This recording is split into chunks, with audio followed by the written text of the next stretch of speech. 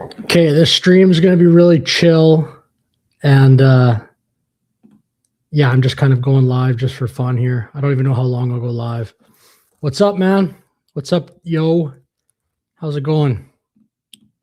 For everything we have given them, and also importantly, Canada treats the United States with the fairness and respect that we deserve.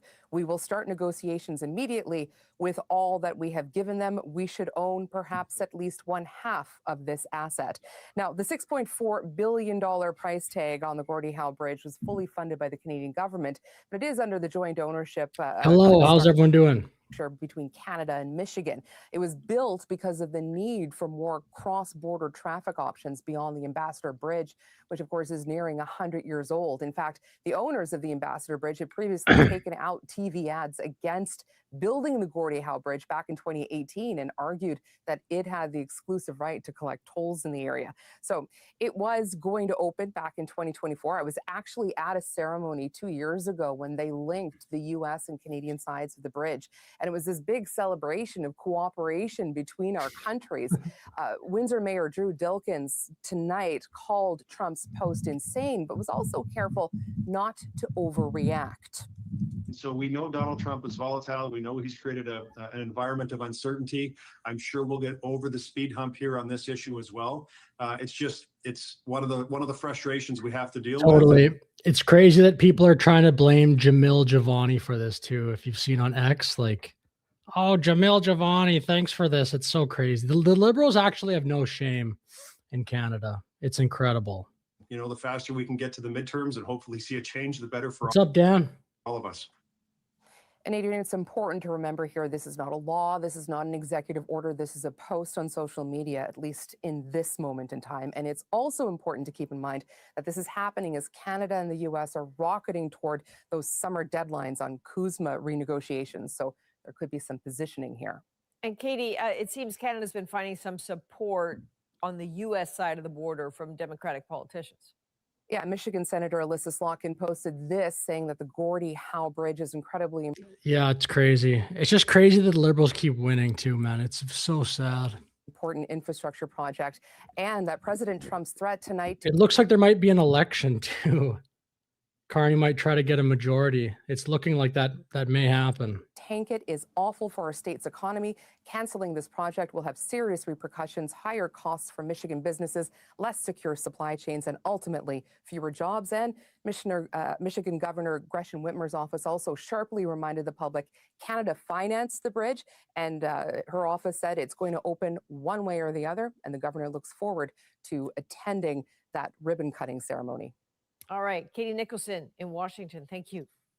What do you guys all think about this latest post from Trump? I mean, it's hard to have a take on it. Trump is so unpredictable, obviously. Back in this country. It's almost like Trump, though, is the true leader of the opposition in Canada. I think he does way more lately than Poilievre to get under Mark Carney's skin. I mean, there's no question about that. Air Canada is moving to get 3,000 passengers out of Cuba, and WestJet is wrapping up flights there as Cuba warns jet fuel is running out on the island. As Caroline Bargout explains, it all comes as the U.S. cuts Cuba off from its fuel sources. Cuba's energy President Donald Trump is making a new threat against Canada tonight. Whitmer, are you in Michigan, Seth? Gretchen, remember that really cringe, was that with Kamala? No, that was with like that. I'll pull it up because I'm going to have a hard time explaining this. You're not going to know what the hell I'm talking about. Taking aim at a new border crossing. The Gordie Howe Bridge will connect Windsor, Ontario and Detroit, and it's set to open this year. But Trump is threatening to block it, claiming the bridge was built with no American materials. The bridge was fully funded by Canada's federal government, but now Trump is demanding the U.S. be, quote, fully compensated. I just want to see if there's music here. Let's see. Yeah, I'm not going to play the music, but hear this. Remember this during right before the 2024 election?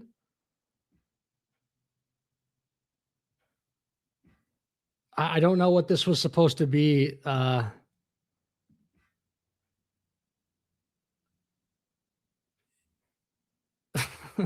Like, and that's Gretchen Whitmer. What was the point? She's wearing the Harris Walls hat. I don't get the point of the post, but very weird.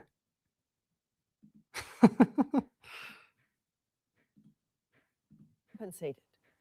Katie Nicholson has been following all of this as it develops from Washington. Katie? Yeah, it's not clear what in particular prompted this post tonight, but here's the key part that caught an awful lot of people in Windsor and Detroit off guard. Trump writing, "I will not allow this bridge to open until the United States is fully There's actually already more people in the stream than I thought there was going to be, because I usually, when I don't cover Alberta independence, there's not very many people, but it's all good. But just so you know, to temper your expectations, I'm just chilling. Like, I'm just going to kind of, for maybe 30 minutes, just kind of waffle around on the internet. So don't be expecting any groundbreaking stuff here. But as always, thank you very much for watching. compensated for everything we have given them. And also importantly, Canada Yeah, it's a good point, Sick. It's a good point. It probably does help. I'd agree. It definitely helps Alberta independence. treats the United States with the fairness and respect that we deserve. We will start negotiations immediately with all that Oh, very cool. Very cool. we have given them. We should own perhaps at least 1/2 of this asset. Now, the $6.4 billion price tag on the Gordie Howe Bridge was fully funded by the Canadian government, but it is under the Whitmer did? She faked a kidnapping? I don't know about this. joint I never heard ownership, about that. kind of a structure between Canada and Michigan. It was built because of the need for more cross-border traffic options beyond the Ambassador Bridge, which of course is nearing 100 years old. In fact, the owners of the Ambassador Bridge had previously taken out TV ads against building the Gordie Howe Bridge. Trump is great. I'm so happy Trump is the president. Keeps our dumb liberal government on its toes. Like, imagine if it was liberal government and Kamala was in. That'd be so bad for Canada. Back in 2018 and argued that it had the exclusive right to collect tolls in the area. So Yeah, okay. I think this is what it is. I just don't. I knew they were mocking something. The Catholic Mass. Yeah. Thank you. it was going to open back in 2024. I was Yeah. actually at a ceremony 2 years ago when they linked the U.S. and Canadian Okay, we just sides watched of the this, bridge. but we'll And it was find this out. big There's a lot of celebration stuff. of cooperation between our countries. Windsor Mayor Drew Dilkens tonight called Trump's post insane, but was also careful not to overreact. And so we know Donald Trump is volatile. We know he's created an environment of uncertainty. I'm sure we'll get over the speed hump here on this issue as well. It's one of the frustrations we have to deal with. And Man, it's so funny. But like Canada, so many countries have taken advantage of USA for so long. We're going to get some It's more. not just Canada, but Canada's definitely in there. We're going to get some more on the U.S. President Donald Trump leveling a new threat at Canada. Within the last hour, Trump took to social media, taking issue with the Gordie Howe International. This guy, this guy is Trump derangement syndrome headquarters, probably. I don't even know. Who do you think in Canada has the most Trump derangement syndrome? I actually don't think it's this guy. He's maybe top 20. There are some people on X that are probably crying right now. Bridge. He wrote on Truth Social, Canada is building a massive bridge between Ontario and Michigan. I will not allow this bridge to open until the United States is fully compensated for everything we have given them. We will start negotiations immediately. We've reached out to Drew Dilkens, the mayor of Windsor, which is the site of that bridge, and the mayor joins us now. Mayor Dilkens, good to see you again, sir. I wish it was under less chaotic circumstances, but thanks for taking our call. Well, Hey, yo, were you in one of Talking to Albertans YouTube videos? Was that you, or was it just someone that looked like you? what do you make of this latest from the U.S.? It's just insane. When I read that post, David, I really can't believe what I'm reading, but it's par for the course. And let's go back. The Gordie Howe Bridge, this has been a bridge and a conversation that really, it goes back 25 years. There have been successive U.S. presidents. There have been successive prime ministers that have been involved in the negotiations to get this bridge constructed. There have been presidents. Yeah, I agree, Dan. Carney has been egging on America. I would say probably just as much as Trump's been doing it to Canada. Carney has been doing it a ton. He did it so much during the campaign, but he's done it like even Davos during the campaign, but there's a whole bunch of other times in between those two events where Carney loves to point out that he does not like the current relationship with America. He brings that up all the time. potential permits issued. And let's not forget, Canada paid for the construction of the bridge. The Yes. US didn't want to pay. Canada said, we think it's important. We're going to pay for it. We're going to fund it to help facilitate. You're right here, Lam. That did happen. It also, Garrettson and a Liberal MP did that. And I think one other person, but I'm drawing a blank on who else did that. International trade. And so the president on one hand is criticizing a decision made by the government of Ontario to remove US alcohol off the shelves. Scott Reed has lots of TDS. That's a good call. But at the same hand, on the other hand, he's saying, I don't want to open a facility that's actually going to facilitate more trade between the two nations. And then to layer on some conversation, I think the Post talked about China taking over hockey and banning hockey and stealing the Stanley Cup or something like that. Like, it's Really? Wow, Seth, that's crazy. I never heard about that. But when was that? I haven't been following U.S. news as much as I normally do. I've been following more Canadian news lately. It's just insane. But I still like to follow the American stuff. I still do a bit. Yeah. I know this bridge. I'm looking at it now and trying, like, I'm aware of the Gordie Howe Bridge, but the fine print of it all, not something I had at the time. I kind of find Canadian news lately more interesting just because I don't know why that is, but I feel like the Canadian news is even more crazy than the American news right now. That might be just my social media algorithm or something, but I feel like the Canadian news is in an interesting spot right now. Top of my mind is recall, but For a bunch of reasons. Alberta independence, plus it's crazy the amount of liberals that dominate all of it. I know that's been happening for a while, but I think lately they're kind of getting challenged in a real way by Trump. A lot of the liberal dogma of Canada, I think people are it's finally catching up to people. Trudeau got away with being such an airhead for so long. I know Mayor Dilkens was supposed to open 2024, been delayed until some point in this year. Tom Mulcair, yes, but I don't think I'd put him at number one because sometimes I think he has a reasonable point. I think there are people that just, yeah, but I agree. Where do things stand in terms of like when it is supposed to be operational, and what does a threat like this, if followed through, do to gum up this particular operation?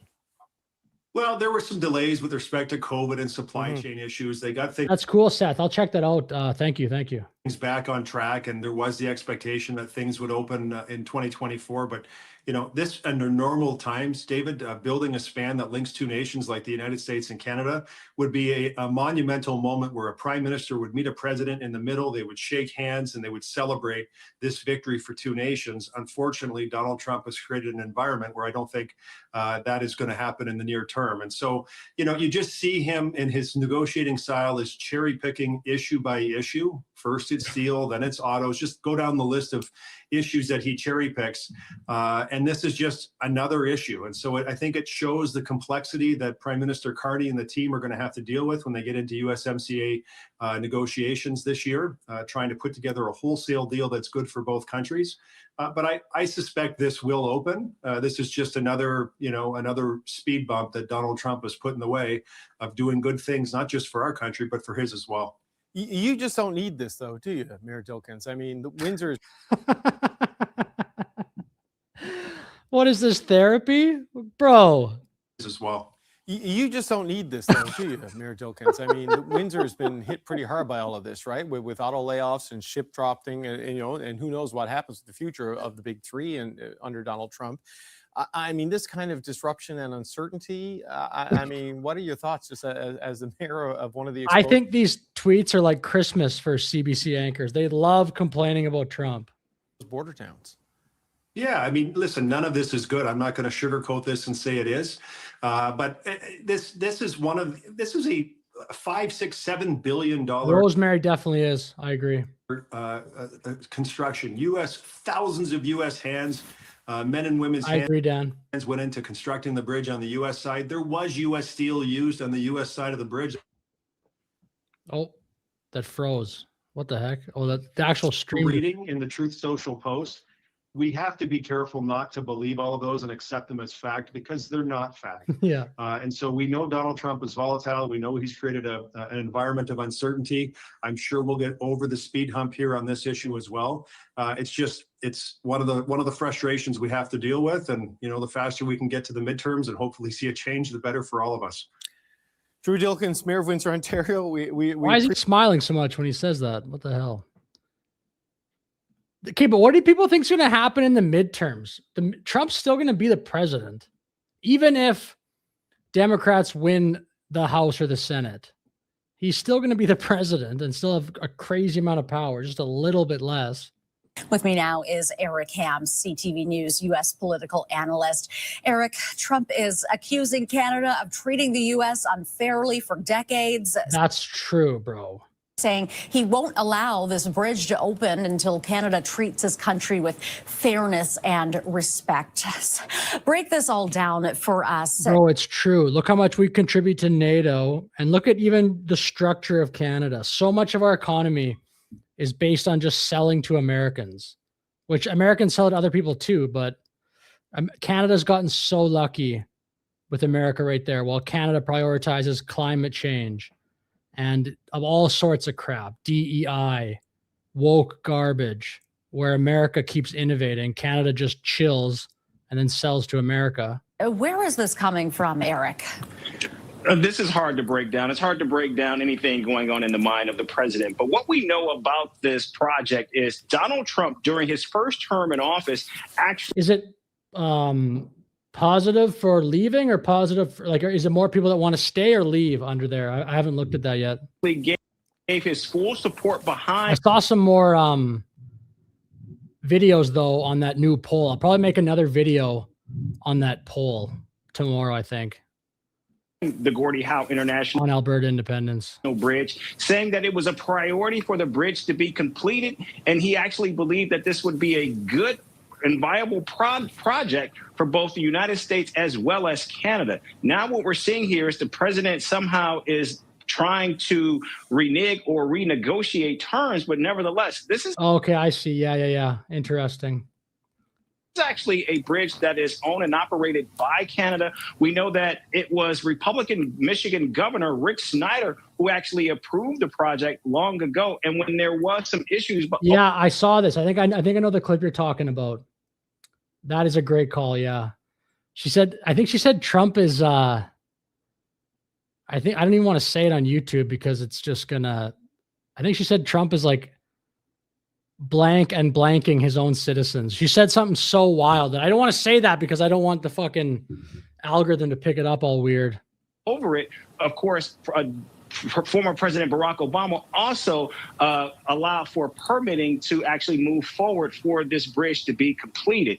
And so what we're seeing here is not only is this, again, the president attempting to try to thwart Canadian interests, but in doing so, he's also going after his own. We have to remember there's an open Senate seat in Michigan this year, and with the president now blocking what will be one of the busiest border crossings between Canada and the United States, this could be problematic not only for the U.S. economy, but more importantly, for the president politically as well.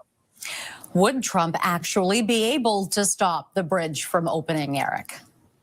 It's very difficult to see. Of course, we do know that a lot of the permitting will have to be allowed on the federal side, so it would be complex. It's unclear if he can outright stop the bridge from actually opening. But I think what this speaks to is, and because if you look at the full Truth Social post, the president is deeply concerned about that trade agreement between Canada and China. And I think right now, the United States under this administration— I also think Trump did not like Carney's Davos speech. That's my guess. I don't think Trump liked Carney going up there trying to embarrass him in front of the entire world. That was so stupid. Is no longer looking at Canada more as an ally or a partner or even a competitor. I think based on what we're seeing and hearing from Donald Trump, he sees Canada more as a threat. And I think that is why we're seeing the president continue to ratchet up these attacks on Canada. So how should Canada respond? That's a really good question. I suspect Prime Minister Carney is going to have to use all of his diplomatic wiles in order to try to navigate this. But again, what we could see is we know that CUSMA negotiations are going to be starting in earnest in the spring.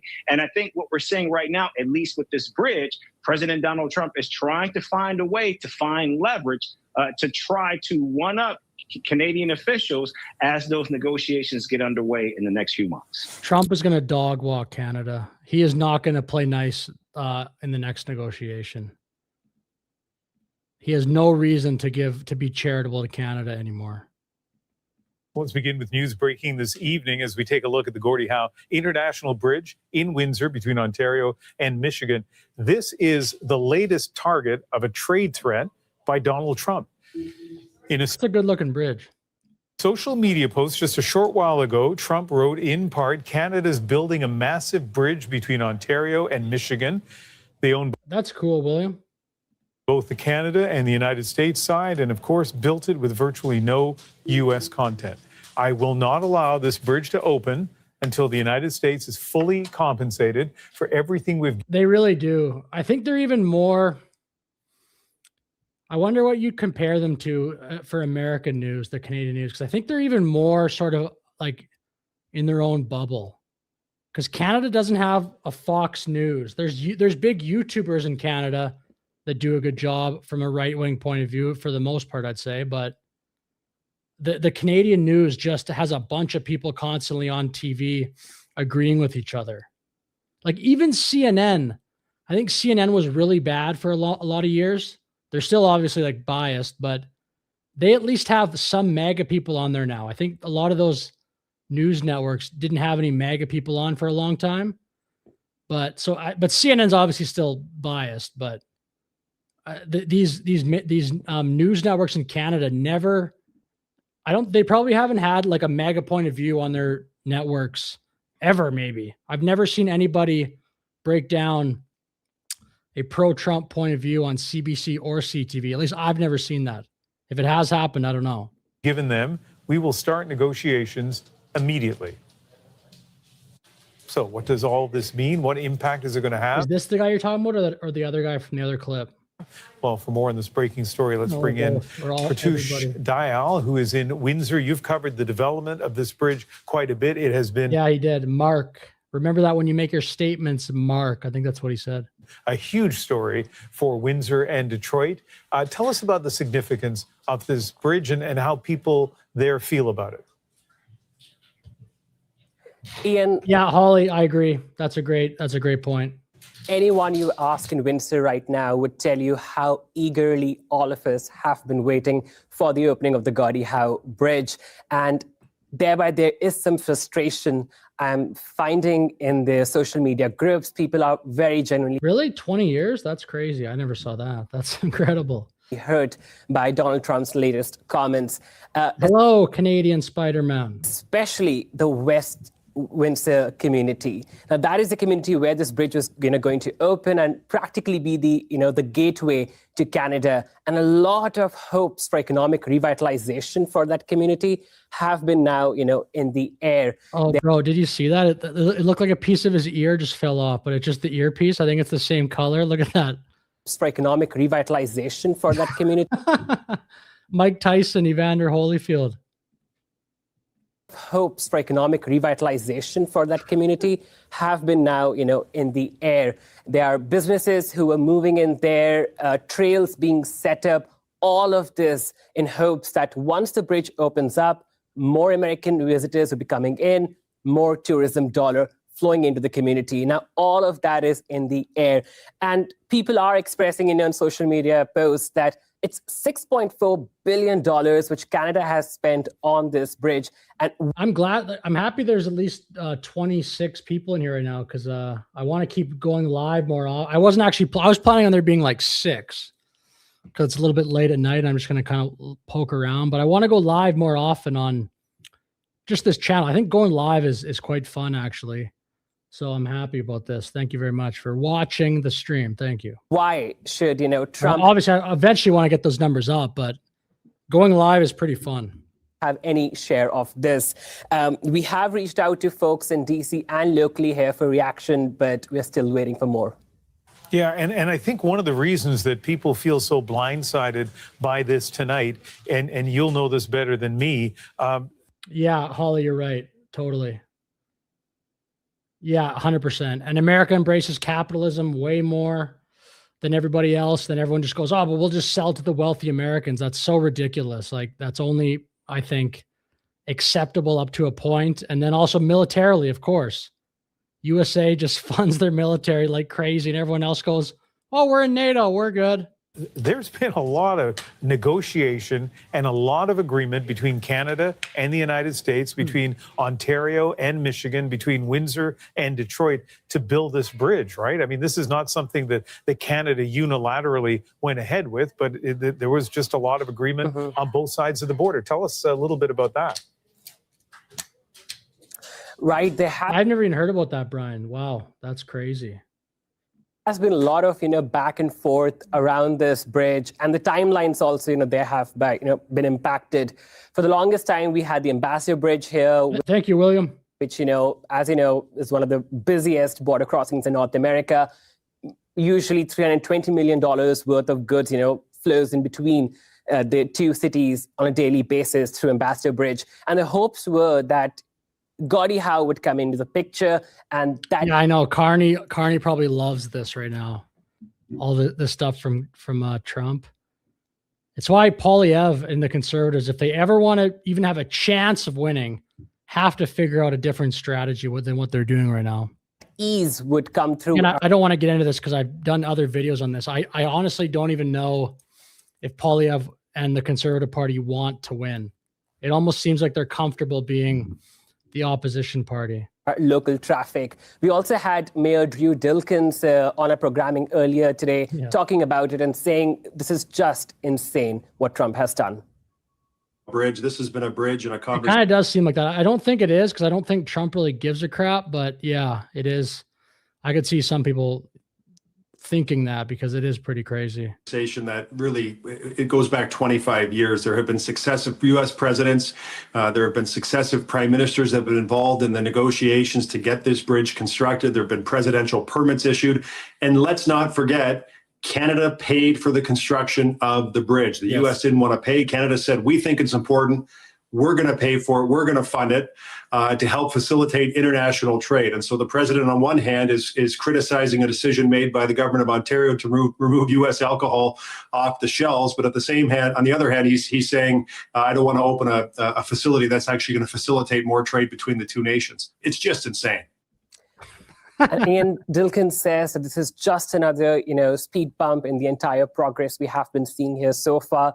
But surely it has left the Windsor community in much shock and uncertainty.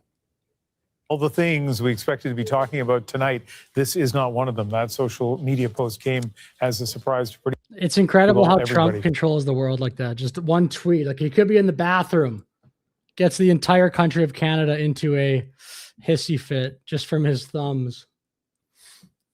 Breaking news and the new warning to Canada by the U.S. president. The opening of a nearly $6.5 billion bridge funded entirely by this country. Yeah, I think you're right. It does. He does seem very upset about China. I'm going to speculate that Trump really did not like the Carney Davos speech too. I just don't. I think, again, I can't prove any of this, but I think Trump really cares about optics. And I think if he thinks Carney is trying to kind of take the mantle of the most powerful guy in the world or the person standing up to Trump in that grandiose way, I think that was such a mistake for Carney to do. That was all about his ego, I think. And I don't think Trump will ever let that go because I think Trump likes to project strength, and Carney put himself in a position, in my opinion, where if Trump doesn't respond, and a lot of responses and consistently, at least for a while, I think Trump kind of looks weak in that circumstance. Like he's just going to let Carney do that speech. And I think that was such a mistake. Holy crap. And the China thing, though, you're right. It's a great point as well.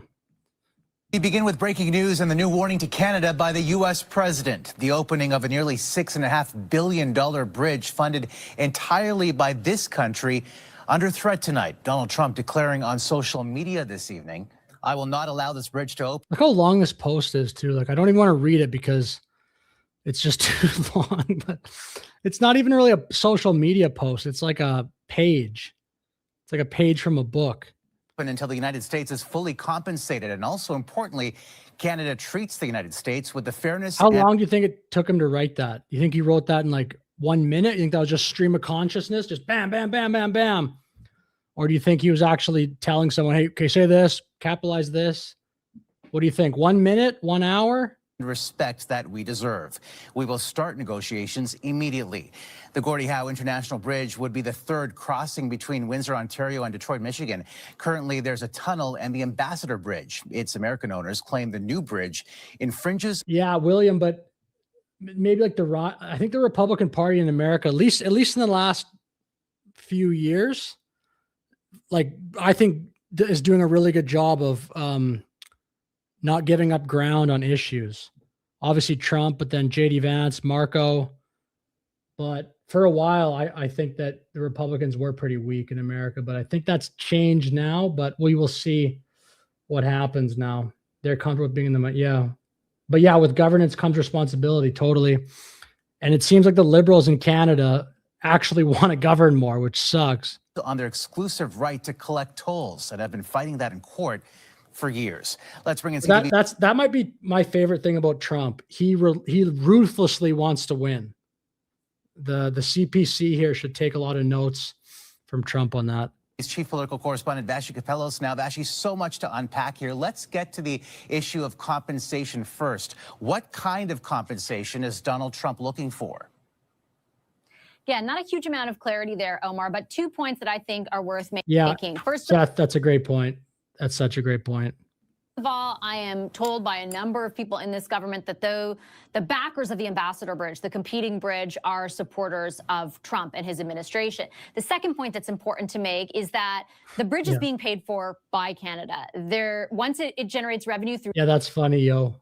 tolls, our costs will be recouped, but there's an agreement with Michigan to then start sharing revenue. So the No, I've heard of this. I looked this up. idea of Refresh me on what this is. compensation, I'm We were actually talking about this, I think, like 3 weeks ago in chat. not exactly sure how it extends beyond any of that. Now, this seems to be quite an about face, especially considering that Trump was a proponent of this project during his first term as president.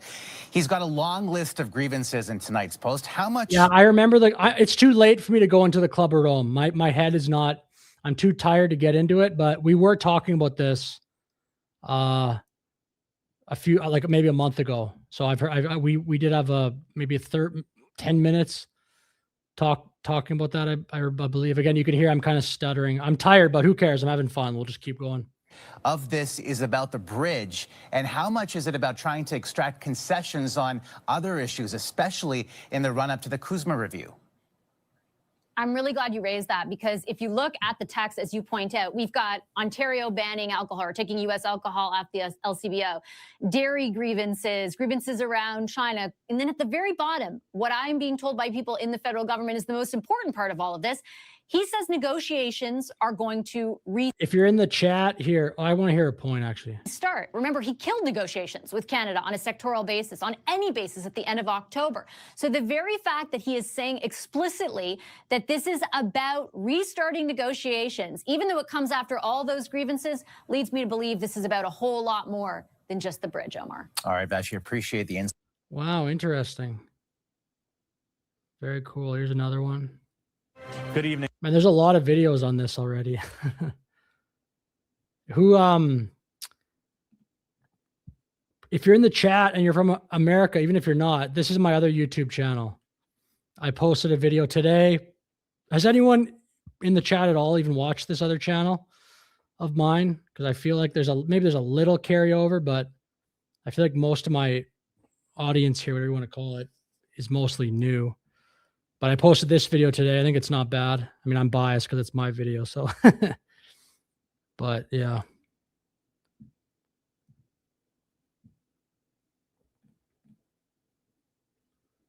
Carney was puffing his chest, which he does not possess. Yeah, he was. I'm Sanjay Maru. Thanks for joining us. The opening of the nearly $6.5 billion bridge, funded entirely by Canada, is under threat tonight. Donald Trump declaring on social media he will try to block the opening of the Gordie Howe International Bridge. Let's go right to CTV's Robert Lothian with the latest tonight. Robert, what's the basis of this threat, which seems to have caught a lot of Canadians off guard tonight? That's right, Sanjay. Trump taking to Truth Social just before 6 this evening, claiming Canada has treated the U.S. unfairly for decades. He goes on to criticize the Gordie Howe International Bridge project, saying it was built. Yeah, there's that video of him behind the scenes doing his posts. He's talking to some blonde woman, and it's not Caroline Levitt. She kind of looks like her, but she's getting it on a computer. I bet you sometimes he posts it too, but yeah, he probably has like obviously such a massive staff that it's probably more efficient for him to just talk it out and then tell the person to type it out. With little American content, Trump also taking aim at Canadian trade policies, including restrictions on U.S. alcohol and tariffs on American dairy. Yeah, I think you're right, Spider-Man. Products. Tonight, he's warning he will not allow the bridge to open unless the U.S. is, quote, fully compensated, suggesting the United States should own at least half of the project. Canadians and U.S. officials have previously said the bridge is intended to improve cross-border trade and ease congestion at the Ambassador Bridge. The bridge is built. Billions and billions of dollars have been spent building this bridge and creating the connections to the highway infrastructure on both sides. Our economies are better when this bridge opens and smooth and efficient trade. It will be the fact. Okay, yeah. What does everyone in the chat think about Vasi? Because I'm seeing don't like Vasi. I actually think, in the grand scheme of liberals, I think if the liberals in Canada were like Vasi, it would actually be okay. I don't think Vasi is totally nuts. I think she, at least sometimes she like, obviously most of the time I don't agree with her, but I don't think she's quite a partisan hack as a lot of the other people. But she's left wing. It's just, at least in my opinion, she definitely is. But like David Cochrane at CBC, and then there's so many other people. Rosemary Barton is very, like, I would say just a hack, like a political hack. I don't even say that. I mean, it's kind of a slur, but it's not. I just say that as like they're partisan every way. I'm not trying to even be that nasty to them. They're just always the one angle. Vasi at least sometimes will have a thought that's a little bit out of the box, in my opinion. But whatever. If you guys don't like her, that's fine. I don't like her takes anyway. Fastest, easiest, most advanced technology bridge and connection between the United States and Canada the day that it opens. Canada agreed to cover the that's interesting, Seth. Upfront costs after Michigan was unable to secure funding. Oh, very cool, very cool. Allowing the long-planned crossing to move ahead and protect a key trade corridor between the two countries. Despite that investment, the bridge is not owned by Canada alone, and it is jointly held. Do you think Vasi is worse than Rosemary or David Cochrane? Because I think those are. Do you think those are the top 3 most popular left-wing journalists in Canada? Or am I forgetting somebody? The state of Michigan under a 2012 binational agreement. The total cost covered by Canada is estimated. No, it's not in the description. I probably should do that if I was like, maybe I'll make a template description and just add it to every video. I should do that. It's about $6.4 billion with toll. It's just Eric Videos 91. If you just search Eric Videos, it'll come up. But maybe I'll just do this. Once those costs are recovered, U.S. federal approval was required at every major step, including a presidential permit and Coast Guard sign-off before construction could begin in 2018. Just moments ago, you heard from Windsor Mayor Drew Dilkens there. We also spoke with former Windsor West MP Brian Massey, who says the Canadian government bears some blame for allowing this project to be extended into yet another Donald Trump presidential term.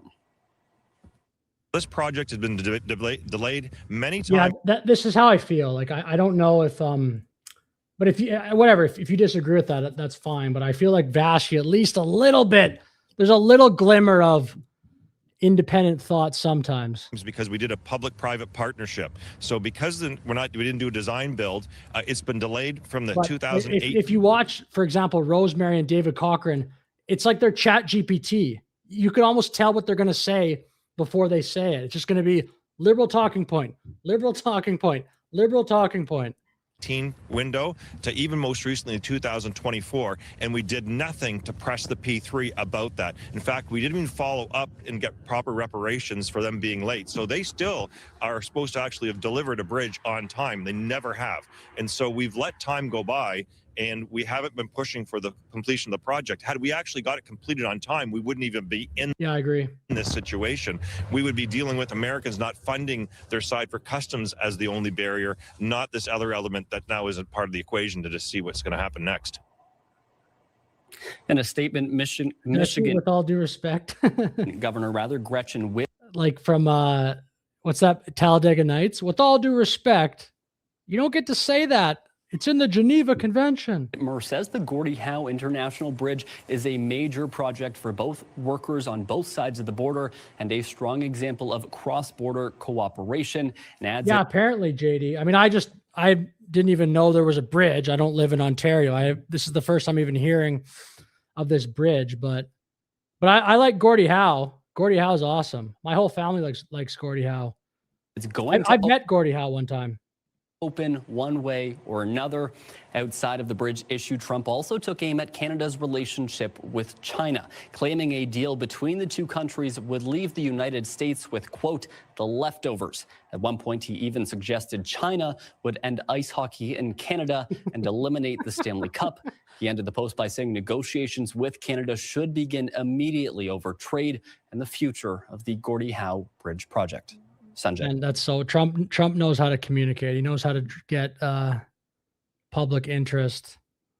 Poilievre should talk more like that. Like, for example, this is kind of a long thought, so I'm not going to even share my entire thought on this, but Poilievre should bring up the fact that Carney is in the Epstein files, even if you don't get into specifics. Just say, oh, I saw Carney. This is my opinion. I think you should say, oh, Carney's in the Epstein files. What does that mean?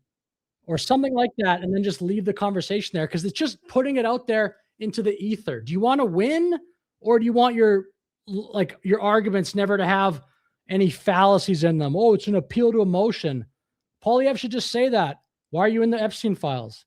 And just then let Carney describe it, because then it's time where Carney's talking about being in the Epstein files. But just another example where I don't think Poilievre wants to win. It's crazy, man. Trump threatens to block a new It's so annoying. Like, I really wish there was a conservative party. Like, I don't like being like this. Because if I lived in the States, I would like Trump. And I would I do like Trump, but it'd be nice to have a political leader that you are really enthusiastic about. Tonight, Donald Trump threatens to block a new crossing between Canada and the U.S.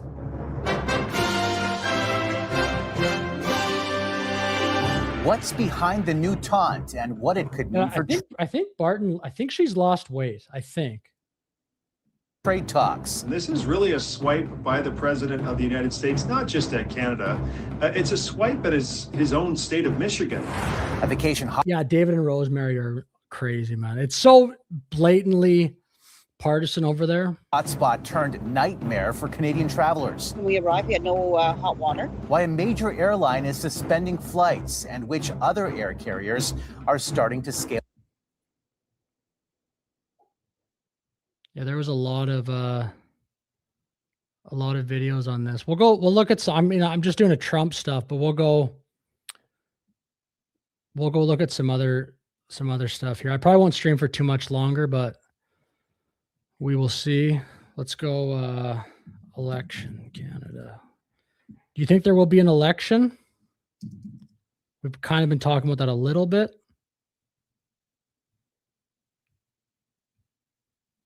Let's go like this. Doug Ford, Mark Carney.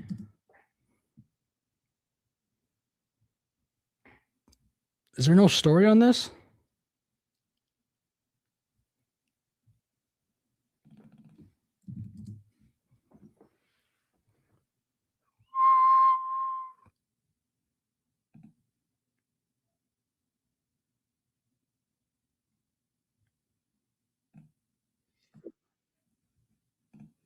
Canada is suspending its flight.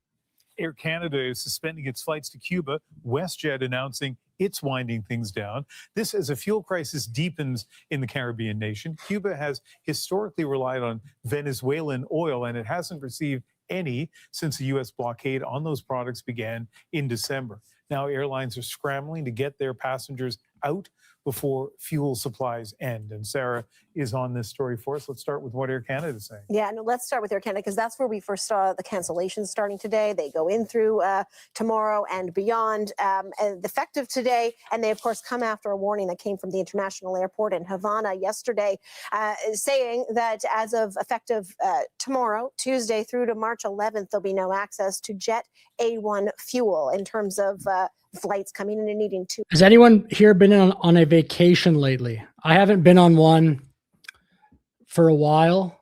Well, I guess that's not true, but like a few months anyway. It's been a while. Usually, I probably went 10 years without being really on a vacation.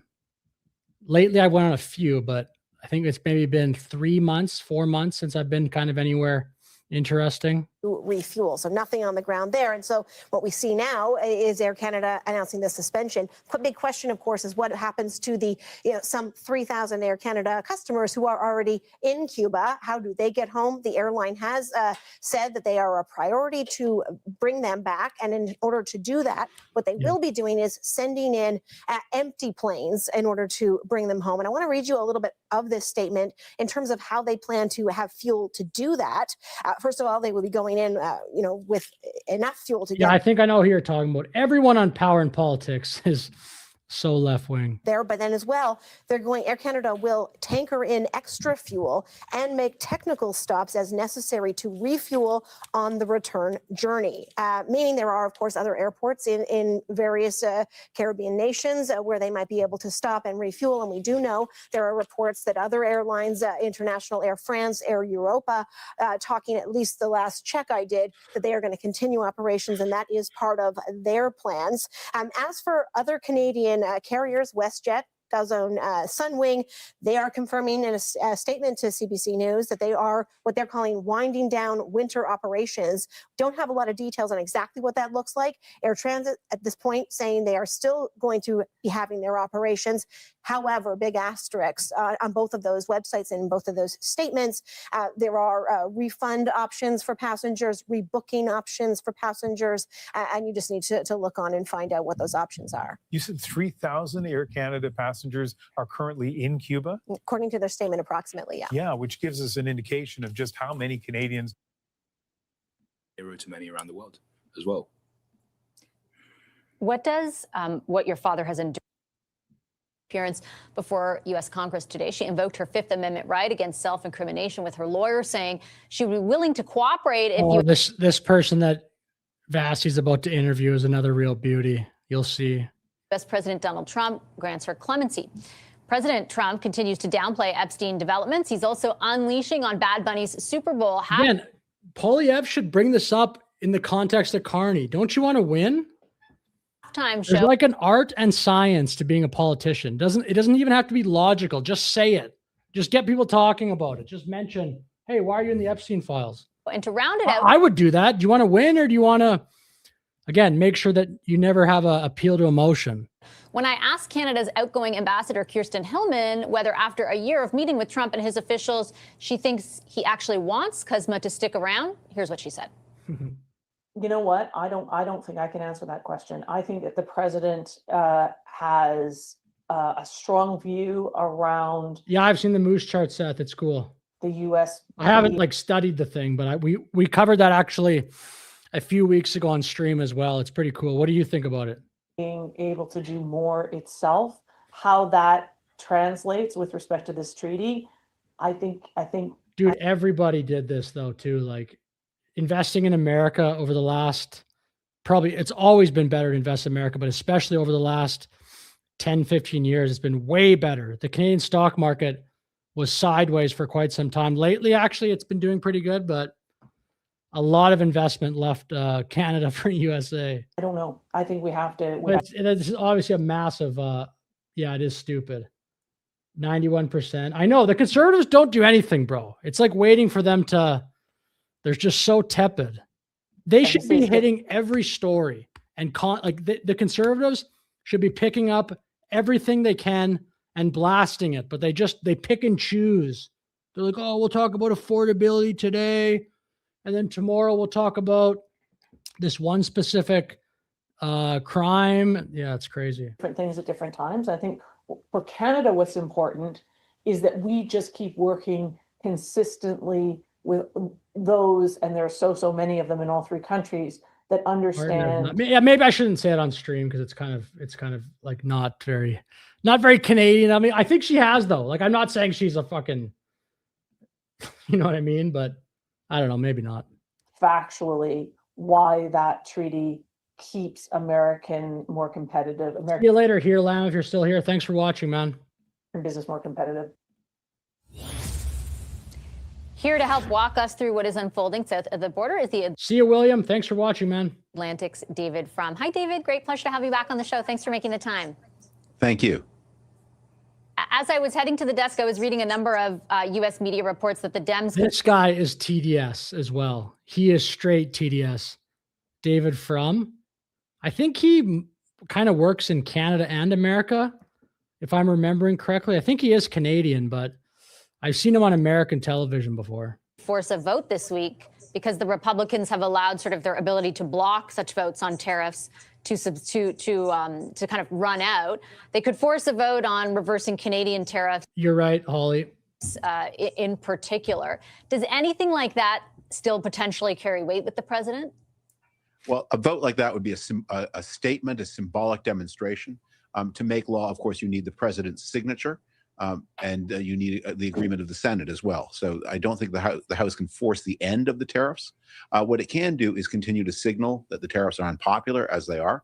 We are all waiting for a Supreme Court decision imminently that may greatly reduce the president's power to impose tariffs. Remember, tariffs are assigned by Article 1 of the U.S. Constitution to Congress. President Trump has claimed that certain emergency legislation gives him the power to impose tariffs, but the emergency legislation doesn't mention tariffs, and it's a violation of the original constitutional scheme to give the president the ability to raise tens of billions of dollars a month in revenue without Congress. When you say the tariffs are unpopular, are they less popular than they were, let's say, 6 months ago? Like, how would you assess? The USA is going to have a very difficult time not putting tariffs on, even if a Democrat gets in, because they're going to get used to having that additional money in their treasury. If you cut the tariffs, you're going to have to raise more money from somewhere. Are you going to raise taxes? People don't like that. Are they becoming more of a vulnerability for the president? Tariffs cost the typical American about $1,000. See you, William. I think maybe I already said that, but if not, anyway, have a good night. Thanks for watching, man. A year, not just the Canadian tariffs, but all of them. And you can see President Trump's support on economic issues just cratering the most among economically vulnerable people. See you, David. Thanks for watching. He is underwater with people who don't have college degrees. He's dropped something like 25 points among the poor white people. Strangely, whites who earn less than $25,000 a year were an important constituency for Donald Trump in 2024. Very unusual for a Republican. He's lost 25 points in a year. I don't believe any of this. The opinion polls, bro. How many times in America are they going to be wrong? They're all three elections they were wrong. See, even in 20, that election in 20 was way closer than the polls indicated. They were off on by a lot in all three of them. And that's about many things, but above all, it's becoming more and more expensive to live, and the president's doing it on purpose. Do you see like this guy actually has crazy TDS? He's doing it on purpose, bro. Of that permeating him and his inner circle, like the realization about the job numbers or the poll numbers, like is any of that? Why don't they invite Scott Jennings or somebody like him on to at least tell the people in Canada that only watch mainstream media that side of the story? Get someone who's actually MAGA on there to tell people. It's very unfortunate that they don't do that. Permeating in your view? Yeah, I think there are a couple of signs that it's permeating. See you, David. I might have said that already, but I'm kind of looping on my One is the increasing frantic effort of Donald Trump to put together ways to seize control of the elections of 2026. This intervention in Fulton County, Georgia, where he has sent his director of national intelligence, who's supposed to be overviewing foreign intelligence to seize ballot boxes from the one county in Georgia. That looks like the beginning of some kind of plan to intervene in controlling and using military power to control the elections expected in November 26th. So that's a sign of nervousness. You also saw when President Trump posted this hideous and stupid and offensive racial. Yeah, that Super Bowl drama yesterday was interesting. I actually have 3 YouTube channels, so I covered that a little bit. Tweet or truth or On whatever he my calls it other one. about the Obama family. This other one is that for the like- first time he began to get some pushback from members of his own party. It's not because they're so disgusted. He's done disgusting things before. It's because they smell defeat. See, like, this guy's incredible. Oh, he's done disgusting things before. This is my 3rd YouTube channel that it hasn't hit off at all yet. It's just I have no views on this one, but Eric knew. So I covered the Bad Bunny stuff a little bit. See, like, these videos don't do very well, but hopefully something pops off and then I can have three YouTube channels. But yeah, Eric News 91, if you want to follow that. Actually, if you could subscribe to that, that would be awesome because I'm trying to get to 1,000. I'm going to put that. I'll keep the video going. Particular areas would you be watching most closely then, like moving forward between now and November, to figure out exactly like how much of a hold that will take? Well, the big question that everyone is wrestling with is, will Donald Trump's party lose the Senate as well as the House? They will. It looks almost inevitable, assuming free and fair elections, which again, the president is looking for ways. Bro. Yeah, if everyone wants, if you want to click on that link I just posted and click subscribe, I'd really appreciate that, because if I can get to 1,000 on that channel, then I'll have this channel, my Eric videos, and then this one. That'd be amazing. If I can get to 1,000 on all 3 of those, then my life will be complete. Prevent, but assuming free and fair elections, that the Republicans will lose the House, maybe by a little, maybe by a lot. But what about the Senate? That's a tougher push for the Democrats. Your Epstein What's up, John? How are you doing tonight? story that you were citing before, it plays an important and strange part in all of this. Look, for people who'd watch a show like yours, the Epstein story is the story of a very sinister man with this horrific pattern of sexual abuse, leveraging money and influence to get protection for himself and people in his inner circle. But for the people who are not paying such close attention, many of them Trump supporters, Epstein means something quite different. He's the symbol of a kind of mythic belief they had. That's funny. I would look like that. There's a global network of evil, satanic, child-sacrificing child abusers. There's an anti-Semitic Yeah, so why doesn't Poilievre just say, hey, Carney, you're in the Epstein files? He should just post that every day on Twitter. I'm not kidding. But I firmly believe they don't want to win. That's my conspiracy theory for the day, probably for the year. I'm not convinced the CPC wants to win. To this, Jeffrey Epstein, if Jeffrey Epstein had been born Godfrey Epworth, he would be less interesting to this group of people than he is as Jeffrey Epstein. He's frozen. But in this myth that is believed by many of Trump's closest supporters, Donald Trump is the hero of the story, the one man who is single-handedly turning back the forces of child abuse. And the revelation that actually Donald Trump and his cabinet and his sub-cabinet are in it up to their eyeballs, that one of Steve Bannon, his first campaign manager in 2016, was one of Bannon's Epstein's closest collaborators. This is not just a scandal, it's also a shock to a religious belief. If you're just tuning in right now and you're wondering why you're staring at me without my lips moving, it's because we're having a little bit of an issue with the visual part of David Frum's camera. So we're trying to correct that in the control room, but we are still lucky enough to hear his analysis very clearly. I did want to ask, just following up on what you are saying about the Epstein files, David, if, Trump has been, very last week with the Caitlin Collins comment, with the Bill Clinton. Yeah, I think Starmer kind of backed away from Carney's comments a little bit, right? I heard that in an interview. I think someone else in the chat might have brought that up, that Starmer kind of went, whoa, I don't agree with Carney. I think that's the effect of what he said in an interview following that Davos speech. Clinton response. Yeah. To Texas. Okay, nice. I'm kind of behind on chat, my bad, but that's sick. I've been to Texas one time, but it was just the Dallas airport. And I stayed over like one night in Dallas, Fort Worth, just at like some random Holiday Inn or something like that. So I wish I would have seen more of Texas, but so I've been to Texas once. Very much downplaying, saying the country needs to move on around Epstein files. Is that a political misfire in your view? But I love Texas. Even on my other channel, all the people from Texas, sometimes in the chat or in the comments, they're great. Everyone in Texas was great too. I love the accent in Texas. The what's it called? The shuttle driver had this really. They just talk a lot different. Hey, y'all. He's trapped. I mean, he and the people around him have fed this myth that Donald Trump is going to lead a global campaign against child abuse. Cuba, really? I've never been there, but yeah, I think it is because Cuba is pretty cheap.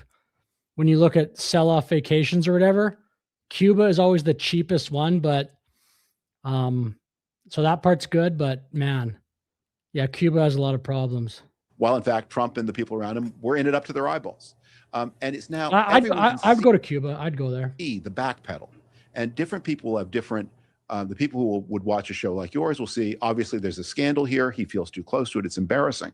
But for people less closely attached to the political system, who had this strange belief in Donald Trump as a hero against child abuse, it's raising the question: if he's not Jesus, is he maybe Satan? Oh, see, this guy's crazy, man.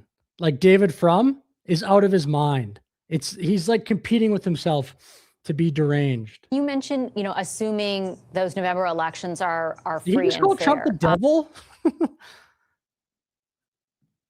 Pain against child abuse, while in fact Trump and the people around him were in it up to their eyeballs. And it's now everyone can see the back pedal, and different people have different. The people who would watch a show like yours will see. Obviously, there's a scandal here. He feels too close to it. It's embarrassing. But for people less closely attached to the political system, who had this strange belief in Donald Trump as a hero against child abuse, it's raising the question: if he's not Jesus, is he maybe Satan? When you mention, assuming those November elections are free and fair, how safe an assumption? And you laid out some of obviously what he's threatened to do already. How safe? Yeah, that's right. I've heard of this. I don't know the exact backstory, but I have heard on these TV stations them talk about his mom. An assumption do you think that is? It's a close call. The president's intentions are obvious. He's making them very clear but the decentralized nature of the American electoral system makes it very difficult, much more than in many other countries, for a president, however malign, to get hold. There are 9,000 voting jurisdictions in the United States. I've never even heard of Hamiltonian economics. States by law control almost all the election mechanics. And so it's difficult. And what he'd have to do is go to a certain number of strategic places and persuade important parts of the national security establishment, maybe the military, David Frum it seems to me like one of these think tank guys that think they've got the whole world figured out. Them to obey his orders to seize ballot boxes. That's a heavy lift, and you can only do it in so many places because, again, this operation is controlled by states and localities. But truly, all they've done for 10 years is be hysterical about Trump. Guys like this. I have time for just one question. My apologies again. You're listening to the voice of David Frum, and it's on the Kuzma question. I've listened to you on many occasions say, it might be best, given everything that's going on, to I don't even read The Atlantic. I know what it is, but hold the line and just kind of wait it out to a degree. Do you still take that view? Yeah, Donald, you've heard me say this. You heard me say this when we've done events together in 2025, that Trump's power was going to diminish by the month. And you can see that that's true. His power is less today than it was a year ago. It's less today than it was even 3 months ago. Bro, he's the president. And meanwhile, Kuzma is supposed to come up in 2026, which is this year. That's not a lot of time if the United States has a lot of radical revisions in mind, there isn't time to negotiate them. Yeah, I do actually for sure think there's a uniparty in Canada, which sucks. Trump is trapping himself with the question of renew it or cancel it. It'd be nice if Canada could get a person like Trump that would just float in and actually shake things up, but I don't know who that would be. We probably don't even have somebody like that. I don't even know. I can't even think of. Maybe somebody will come along in 10 years or something, but I don't, because you need to be rich. The revision becomes with Because then you can get away from being bought by lots of people. less time, more difficult. I'll leave it there. Thanks so much, David. Appreciate your analysis as always. Thank you. Sorry about the camera. No worries at all. The Atlantic's David Frum. We'll take a quick commercial break. On the other end of that break, Conservative MP Jamil Jivani is back from his trip to Washington. He says he met with Donald Trump, J.D. Vance, Marco Rubio, and Jamieson Greer, the USTR. We're going to talk about that trip with our front bench next. Brian. Jamil Jivani's my favorite politician in Canada. That's like a federal politician, at least. Gallant, Lisa Raitt, Tom Mulcair, and Rob Benzie. We're back in just a moment.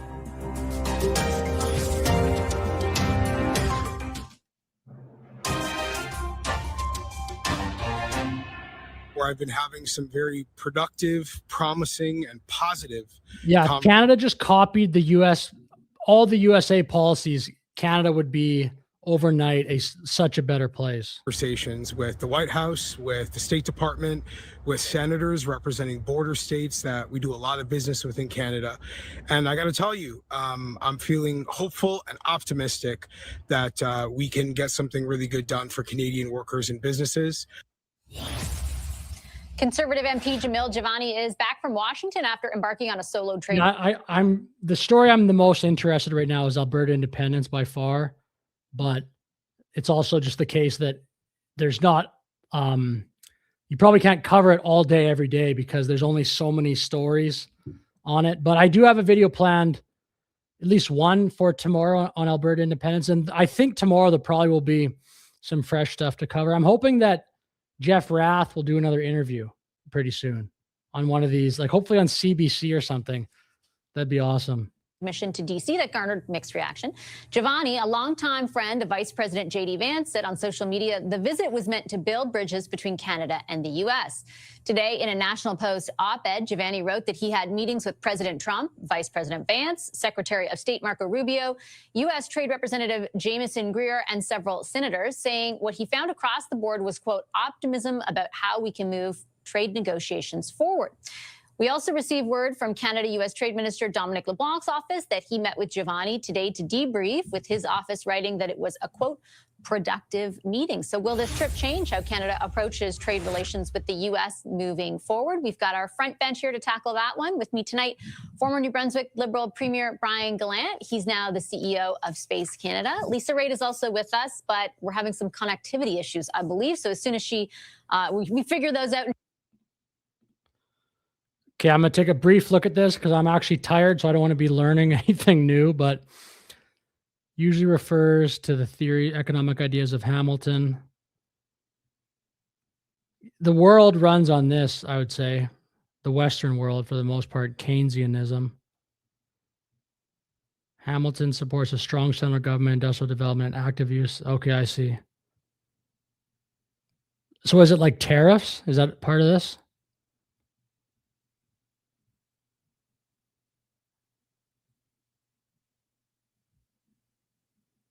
Like bringing the manufacturing back. Oh yeah, tariffs. Okay, cool. When she jumps up, we'll make sure to bring her introduction up. We've also got Tom Mulcair, former leader of the federal NDP and CTV News political analyst, with us. He's actually, I believe the connectivity is there. And rounding us out, the Toronto Star's Queen's Park Bureau Chief, Rob Benzie. Hi, everybody. Very nice to see you. Thanks so much for making the time. Can anybody hear me? Let's hope. Okay, Benzie, I'll start. I'll start with you. Okay, good. I thought this whole thing. I'm pretty sure this is before the bridge news. This panel, like I don't think the people in this panel would have been aware, of the bridge Truth Social. Was kind of. There he is. Okay, this thing was a little bit interesting in the way it evolved, right? Because last week it was like, oh, this rogue person has gone to Washington. And this morning it concluded with, and apparently and a lot of places in Texas, you can get a big house for not a crazy amount of money too. Quote unquote productive meeting between Dominic LeBlanc and Jamil Jivani. What do you make of that evolution? I'm jealous, man. I've never even been to Arizona. I want to. I think, look, credit to Jamil Jivani. He got some good meetings in Washington. And I think it's probably good for his future political prospects. How do you do that? You got to marry an American? potential leader of the Conservatives down the road. If I don't see how any of this helps Pierre Poilievre, frankly, and I think part of I don't be too cynical about this, Vashi, but part of me wonders if there isn't a bit of liberal mischief in this, that they're kind of, taking meetings with Mr. Giovanni and Dominic LeBlanc. So it elevates him in the eyes of the public, I suppose, which is not good for Mr. Poilievre. And it helps Mr. Giovanni, who enjoys his, he's building his brand, but he's very much of a maverick. And I think the way that Donald Trump's whimsical fashion of the way he's handling tariffs and everything, it's so mercurial and unpredictable. I'm not sure that any one meeting with a backbench opposition member from Canada is going to change anything. I think what David Frum was saying earlier will have much more impact, the symbolic vote in the Senate, and more likely the Supreme Court ruling that will outlaw some of his tariffs.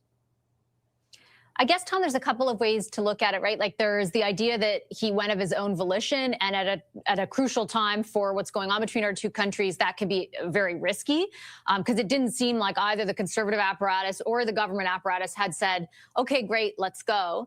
The other side of it is, though, he does seem to have connections that a lot of others don't.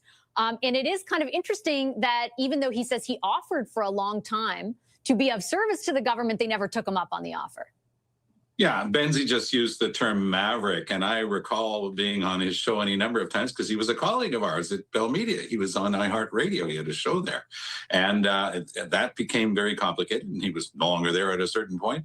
But he is that type of person. He's going to do things that he thinks that are going to help him, obviously, because he wants to build his own profile. But here, I think that it came from a sincere place. He does have that connection with J.D. Vance. So we've learned about it. He's talked about it. But now we find out that it's very real. So, getting a meeting with the vice president and the president of the United States, that's not shabby. And yes, sure, there might be a little bit of fun. Did Giovanni meet with Trump? Oh, he did. Holy. I didn't know that he actually met with Trump. That's hype. Getting a meeting with the vice president and the president of the United States, that's not shabby. And yes, sure, there might be a little bit of fun being had by the Liberals, but to the extent that Mr. Giovanni said he wanted to debrief, he said, Prime Minister Carney, we knew that wasn't going to happen, but he got a chance to meet with Dominic LeBlanc, talk to him about what went on. Hello, Tony. How are you doing? Down there. Look, any Canadian with contacts right now should be using those contacts, whether it's a provincial premier or a business leader or anything else. We've got to talk to Americans. We've got to make them see that it's in everybody's interest to have, especially the new Canada-US-Mexico trade deal.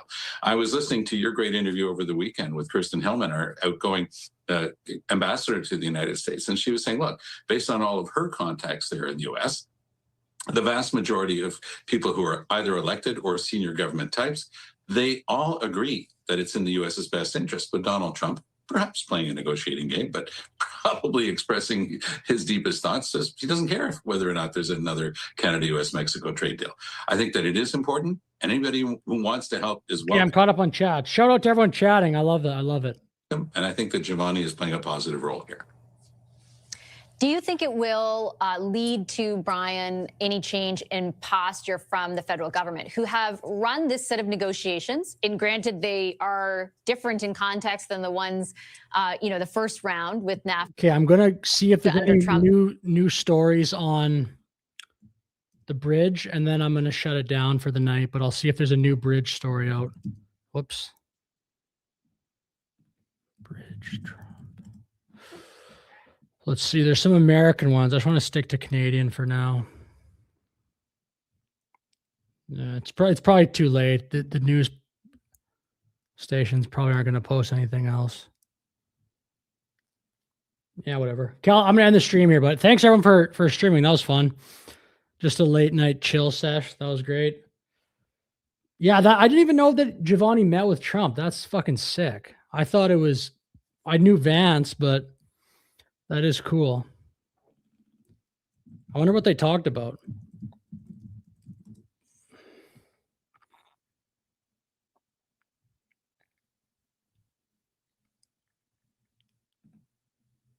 To Giovanni, he has a message of adoration from the president himself. But politicians on this side of the border are split on whether the Conservative MP should be having these meetings in the first place. The proof is in the pudding. Of course, they don't want the conservatives to do anything. The freestyle approach, I don't think serves us as a country. Liberal Yeah, it does, bro. Gosh, man, Giovanni, this is like the only positive thing the Conservative Party has done in quite some time. Cabinet ministers clearly skeptical that conservative Jamil Giovanni is making any progress on Canada-U.S. relations. That's despite a social media post from the Toronto You heard about that in Arizona? That's pretty cool. area MP. I think I asked this a couple streams ago. Does American news even cover Trump trolling Canada? Do you hear about that on a day-to-day basis? Or because I would imagine the biggest story is probably the ICE protests, hey, in America. That would be my guess. Maybe before Venezuela and then Greenland, but lately I'd assume it's ICE. Saying he had productive meetings with the White House and State Department, adding, "The president asked me to pass along a message. Tell Canadians I love them." I'm here in Washington, D.C., where I've been having some very productive, North Dakota, that's pretty close to where I am, North Dakota. promising, and positive conversations. It's unclear if Giovanni met with President Donald Trump or his longtime friend, Vice President J.D. Vance. No matter if it's a governor, a senator, or congresspeople, or part of the administration, I think we have to continue on with the pressure. So the more people that can get down there and have a conversation, all the power to you. It can only serve to undermine the efforts overall on behalf of the people of Canada. This former advisor to Prime Minister Justin Trudeau on Canada-U.S. relations is concerned about Giovanni's visit, and she says he needs to debrief when he returns. We will need to make sure that ideally Mr. Giovanni is feeding back some of the limited information that perhaps he has procured from his conversations with Americans back to our embassy in Washington, back to other key representatives. It comes as former Prime Minister Stephen Harper is in Ottawa preaching a stronger stance in dealing with the U.S. We cannot allow the obvious attempt to move Canadian manufacturing south of the border. One-way tariffs introduced by the U.S. must be reciprocated. Canada It's half offense. removed a number of counter tariffs on the U.S. during the summer. Asked about Harper's suggestion, the finance minister said he thinks Canada has been playing its cards very well. The freestyle approach, I don't think serves us as a country. The proof is in the pudding, that just going to meet someone, one would have any hint of. Okay, anyway, I'm gonna finish the stream, but thanks everyone for chatting. Yeah, they were. They're I think they went to law school together, right? But yeah, thank everyone for chatting. Have a great night. See you in the next video or stream. Please like and subscribe. I'm gonna actually do that this one more time quick. If you could go subscribe to this channel that is posted right there, I would appreciate that a ton.